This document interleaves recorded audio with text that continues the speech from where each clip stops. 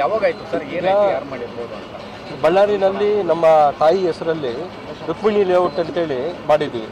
ಇದನ್ನು G square ಅಂತ ಕೂಡ ಕರೀತಾರೆ.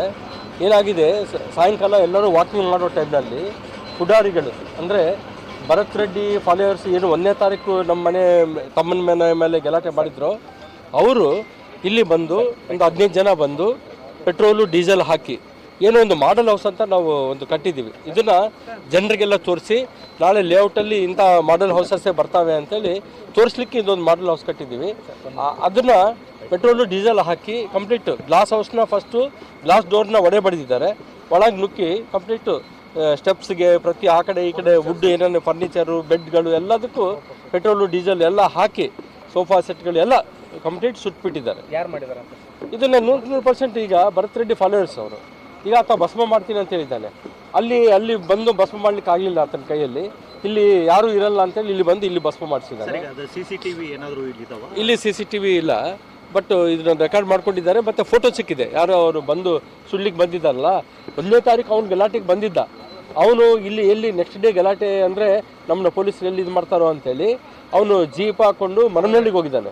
ಮರಮನಹಳ್ಳಿ ಒಂದು ಹೊಲದಲ್ಲಿ ಫೈರ್ ಹಾಕ್ಕೊಂಡು ಅಲ್ಲಿ ಇದು ಬೆಂಕಿ ಇದು ಮಾಡ್ಕೊತಾ ಇದ್ರೆ ನಮ್ಮ ಏನು ಸ್ಲಾಮುಲಿಗೆ ಭಾಳ ಇದ್ದಿದ್ದವರು ಅವರು ಅಲ್ಲಿ ಅವನ್ನ ಹಿಡ್ಕೊಂಡಿದ್ದಾರೆ. ಏನು ಇಲ್ಲಿ ಬಂದಿ ಅಂತಂದರೆ ಅವಾಗ ಅವ್ನು ಹೇಳ್ಬಿಟ್ಟಿದ್ದಾರೆ ಇಲ್ಲಿ ಗಲಾಟೆ ಆಯಿತು ಅದಕ್ಕೆ ಓಡಿ ಬಂದೀವಿ ಅಂತಂದರೆ ಅವರು ಒದ್ದು ಅವನ್ನ ಓಡಿಸಿದ್ದಾರೆ.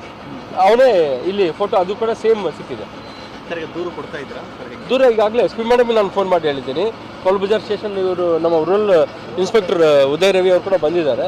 ಎಲ್ಲರೂ ಇದನ್ನು ನೋಡಿಕೊಂಡು ನಾವು ಕೇಸ್ ಮಾಡ್ತೀವಿ. ಇದನ್ನು ಮುಲಾಜೆ ಮಾಡ್ತೀವಿ.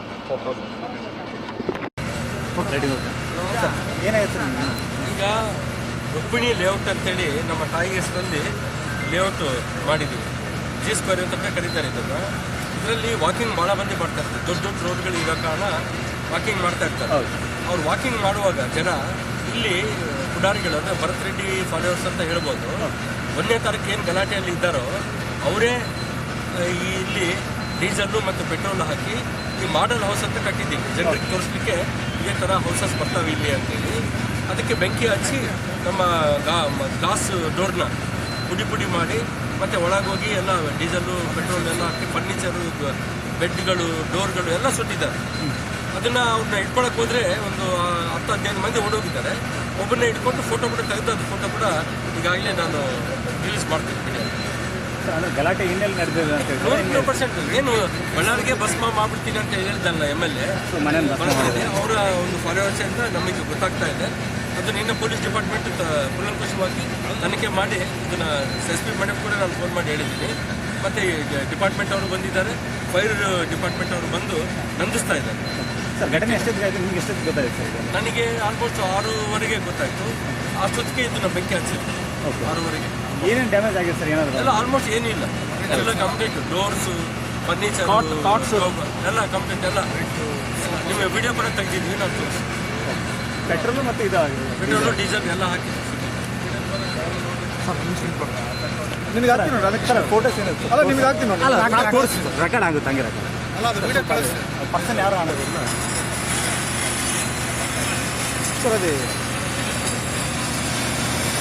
ಸ್ವಲ್ಪ ಎಕ್ಸ್ಪ್ಲೇನ್ ಮಾಡುತ್ತೆ ಏನು ಡ್ಯಾಮೇಜ್ ಆಗಿರ್ಬೋದು ಅಂತ. ಎಲ್ಲ ಕಂಪ್ಲೀಟ್ ಇದೆಲ್ಲ ಡೋರ್ ಇದು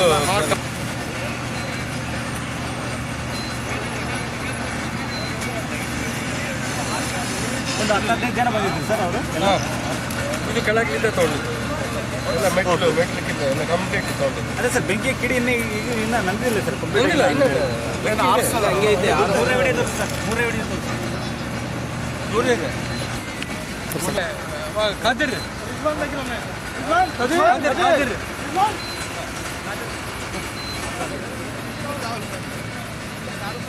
ಡನ್ ಮಾಡ್ರಿ. ವಿಶಾಲ್ ಸರ್ ಕ್ಲಾಸ್ ಇದೆ.